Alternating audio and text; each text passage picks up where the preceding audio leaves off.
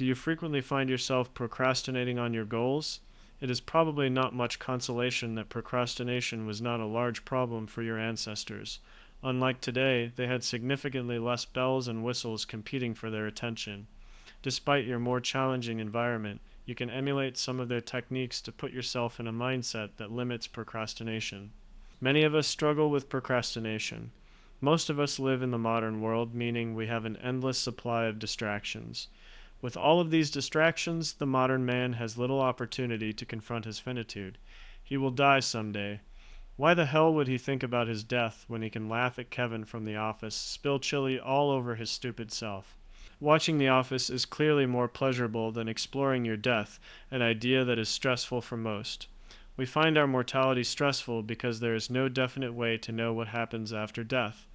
This clashes with the brain's programming to understand the way things work. Trying to solve this impossible puzzle creates stress. If we continue our distracted lifestyle, our brains mull this problem over in the background, creating death anxiety. When we don't take the time to address our stress, our brains let us know of it somehow. This usually happens through symptoms.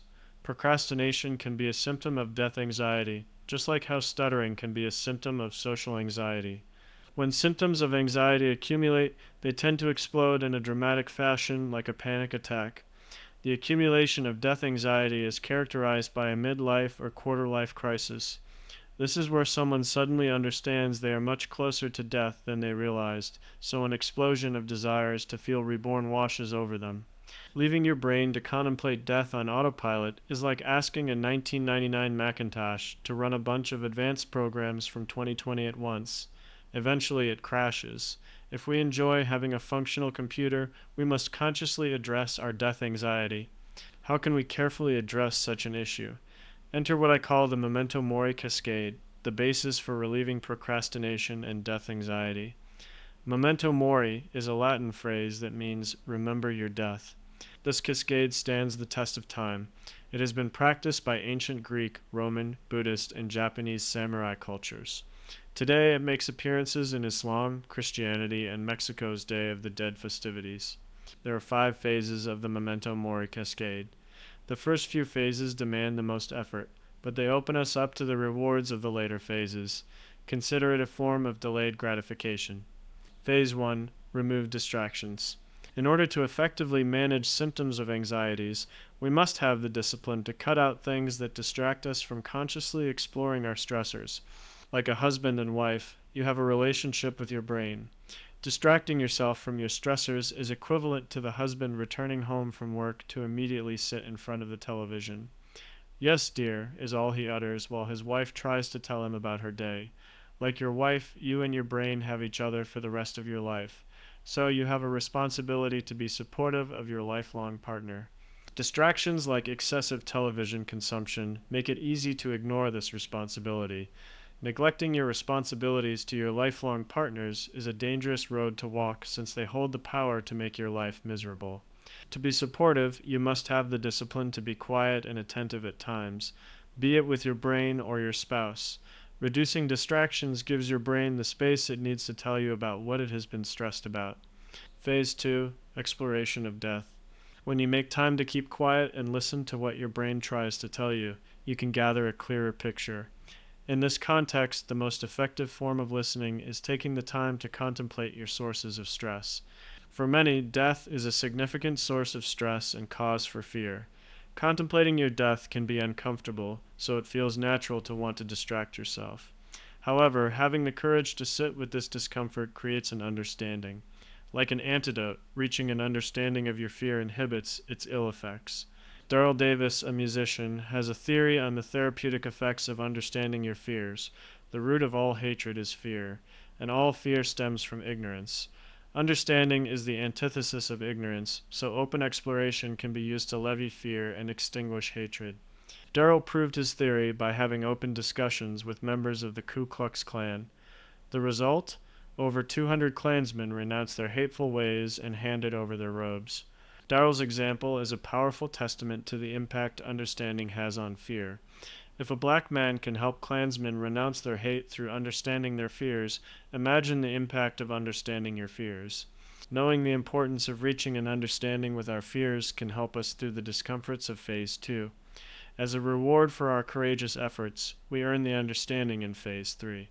Phase 3, increased appreciation of your time. Confronting the stressful reality that we will die someday leaves us with a particularly productive insight. Our time is scarce, making it inherently valuable. One way to apply this abstract idea into a concrete model is by viewing each second like a dollar. Spending time is no different than spending money. Whenever each month passes, you must pay rent to continue living in your apartment. Whenever a second of your time passes, you are paying rent to continue your existence. Whenever you procrastinate, you spend your money on a meaningless endeavor. Neither a financially nor temporally responsible person would spend their resources on the meaningless. A financially responsible person tracks their credits and debits, budgeting accordingly. Likewise, a temporally responsible person tracks what buys them time and what wastes their time, creating an attention diet accordingly. This is not to be confused with the entrepreneurs that think spending a second to relax makes you a failure. A temporally responsible person focuses on spending their time on what gives them value. Taking the time to relax can be valuable, just like spending money to take a much-needed vacation. It does not matter that these activities don't generate more resources for you. Responsibility is about directing your resources towards what you value most. Each time we become more temporally responsible, we procrastinate less, marking Phase 4. Phase 4, procrastination halts. Each time you gain a deeper understanding of the value of your time, your mindset shifts a little. You start to see the world through a lens of scarcity.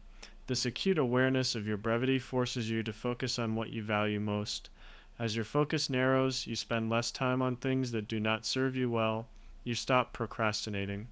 Procrastination is a particularly intoxicating use of your time that does not benefit you. With a laser focus on your values, you try to squeeze as much life out of your time as possible, like the terminally ill. You become the prudent budgeter from Phase 3. You slash expenditure on meaningless activities that leave you unfulfilled. Soon you start to accomplish more goals that align with your values faster than you ever thought was possible. You start to feel more complete as you do more of what makes life worth living to you. This sense of fulfillment marks the final stage of the Memento Mori Cascade. Phase 5, death anxiety subsides. Doing more of what you love most leaves you fulfilled with the course of your life. Fulfillment relates with death anxiety like a seesaw. When one goes up, the other must come down. This suggests that high death anxiety is a consequence of feeling dissatisfied with life. So finding things that fulfill you and doing them as frequently as possible is a remedy. However, this requires conquering distractions, confronting your emotions, and overcoming procrastination via phases 1-4. The old man that has created a legacy for himself is rarely scared of death. George Eastman is an extreme example of how amassing accomplishments that align with your values reduces death anxiety. Eastman invented the film camera, built the Eastman Kodak Company, and was heavily involved in philanthropy. He was so unfazed by the idea of his death that he decided to go out on his own terms. His suicide note simply read, "To my friends, my work is done. Why wait? When was the last time you heard of someone that willfully left this world cheerfully? Only someone who spent their time doing what they loved could leave this world with such a demeanor." Conclusions. Due to unlimited distractions, our brains track the stress associated with aging on autopilot. While you remain distracted, this stress builds in the background, creating death anxiety, manifesting itself through procrastination and midlife crises. Through the 5 phases of the Memento Mori Cascade, we can effectively address procrastination and death anxiety. Phase 1 requires the most discipline, but it triggers the entire cascade. To get through Phase 1, you must cut out activities that distract you from your feelings. This generally includes excessive consumption, for example, social media, television, food, etc. As you cut out distractions that prevent you from listening to your brain, you enter Phase 2. This phase involves sitting with the uncomfortable thoughts regarding your inevitable death. It is critical you have the courage to sit with these uncomfortable emotions so you can better understand them. As a reward for your discipline and courage in phases 1 and 2, you come to understand a valuable lesson. Your time is short. Valuing time as a tangible resource like money can help you remain mindful of its scarcity. Reflecting on your eventual death gives you a paradigm similar to the terminally ill. creating a laser focus on what fulfills you. When the only things in view are what you value most, procrastination is nearly impossible. Being released from procrastination's grip allows you to do more of what you love. Doing more of what you love leaves you fulfilled with life, making death less frightening. How could death scare you if you lived your best life? When you sit on your deathbed, you want to look back on your life with a sense of satisfaction. It's impossible to get there if you spend your time on activities that aren't meaningful to you. Putting the wisdom of the ancients to use through the Memento Mori Cascade leads you on a path towards satisfaction. As the ancient Chinese philosopher Confucius said, we each have two lives, and the second begins when we realize we only have one.